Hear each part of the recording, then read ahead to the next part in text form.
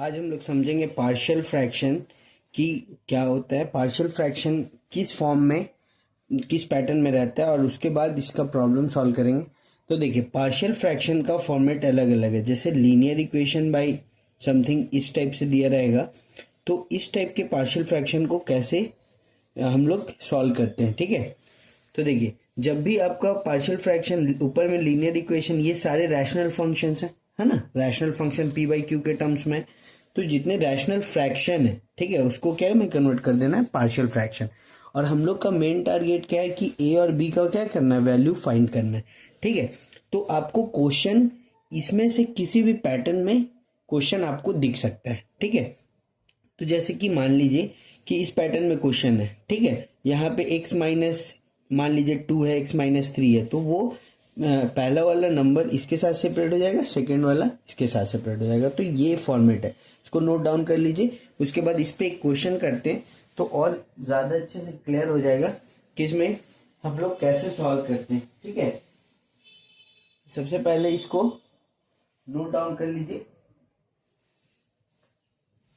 उसके बाद हम लोग देखते हैं न्यू क्वेश्चंस लेके कि क्या क्या इसमें किस टाइप से क्वेश्चंस आप बन सकते हैं। ठीक है, जैसे एक क्वेश्चन है ये, ठीक है, एक क्वेश्चन देखिए, क्वेश्चन नंबर 1। क्वेश्चन 1 है कि रिजॉल्व इनटू पार्शियल फ्रैक्शन। ठीक है, रिजॉल्व इनटू पार्शियल फ्रैक्शन। ठीक है, क्वेश्चन क्या है कि 1/x प्लस 2 और x माइनस 3, ठीक है, dx नहीं, सॉरी, इंटीग्रेट थोड़ी ना कर रहे हैं, dx नहीं होगा। ये क्वेश्चन है, मान लीजिए, या हम लोग एक उसी पैटर्न को समझने के लिए यहाँ पे क्या ले लेते हैं, x माइनस 2 x माइनस 3। ये एक पार्शियल फ्रैक्शन, इसको, ये एक रैशनल फंक्शन है, रैशनल फ्रैक्शन को हम लोग पार्शियल फ्रैक्शन के थ्रू कैसे सॉल्व करेंगे। तो सबसे पहले हम लोग जान रहे कि ये वाले पैटर्न में है P X plus Q divide by X minus A X minus B is equal to first वाला ए के साथ सेपरेट होगा X minus A, plus B के साथ सेपरेट होगा एक्स माइनस बी, इस तरीके से। तो वैसे ही करते हैं, ए के साथ सेपरेट हो गया एक्स माइनस 2 और बी के साथ सेपरेट हो गया x माइनस 3। अब हम लोग इसको सॉल्व करके हम लोग का टारगेट क्या है कि हम लोग को वैल्यू निकालनी है। किसकी वैल्यू निकालनी है, a और b की वैल्यू फाइंड करनी। तो सबसे पहले इन दोनों का एलसीएम ले लेंगे। तो इन दोनों का एलसीएम क्या आएगा, x माइनस 2 x माइनस 3 आ गया एलसीएम। अब यहाँ पे एलसीएम लेंगे तो क्या करते हैं, इसको इससे डिवाइड करते हैं, ये कैंसिल आउट हो जाएगा, तो इसका मल्टीप्लाई a के साथ हो जाएगा, a x माइनस क्या हो जाएगा 3, प्लस इसको इससे डिवाइड करेंगे, ये कैंसिल आउट हो जाएगा, जो बचेगा उसका मल्टीप्लाई b से, तो ये हो जाएगा x माइनस 2। ठीक है, और यहाँ पे एज इट इज लिख देंगे x माइनस 2 x माइनस 3। क्योंकि हम लोग को a और b का वैल्यू निकालना है, तो हम लोग क्या करेंगे, कंपेयर करेंगे न्यूमरेटर को, सिर्फ कंपेयर न्यूमरेटर मतलब ऊपर वाले टर्म को कंपेयर करेंगे। ऐसे इधर क्रॉस मल्टीप्लाई करके ये टर्म ले जाएंगे तो ये कैंसिल आउट तो नीचे वाला हो जाएगा, ये और ये दोनों कैंसिल आउट भी हो जाएगा। ठीक है, तो 1 इज इक्वल टू लिख लीजिए a x माइनस 3 और प्लस b x माइनस 2।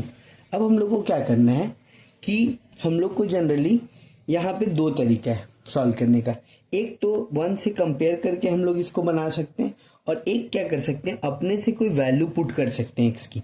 जैसे फॉर एग्जांपल हम लोग को a का वैल्यू निकालना है, ठीक है, तो हम लोग क्या करेंगे, अगर b 0 कर दे, ठीक है, तो a का वैल्यू आ जाएगा। तो हम लोग b को 0 करने के लिए क्या करना पड़ेगा, अगर यहाँ पे -2 है तो x का वैल्यू अगर +2 एज्यूम कर ले, x का वैल्यू क्या ले लें, +2।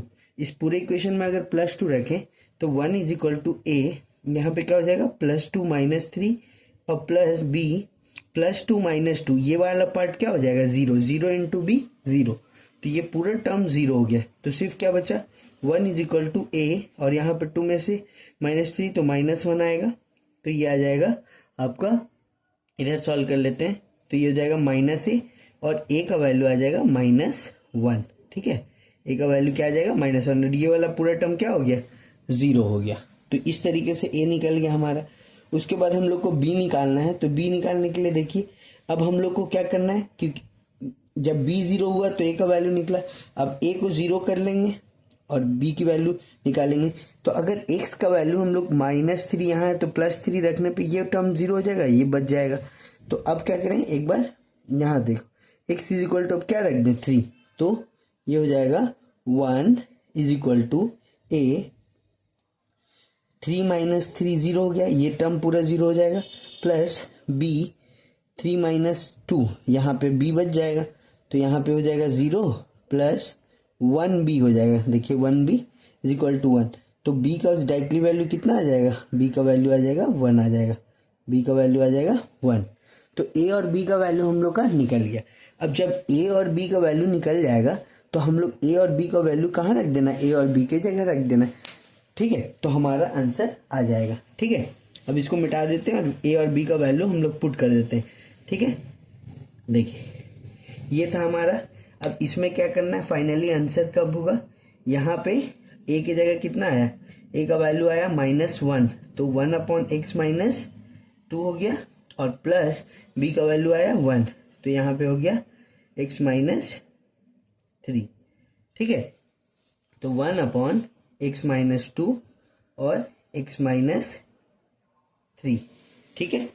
तो इस तरीके से हम लोग, ये जो फाइनल आंसर ये हुआ, ठीक है। तो इस तरीके से हम लोग पार्शियल फ्रैक्शन को सॉल्व कर सकते हैं, ठीक है। Thank you for watching this video.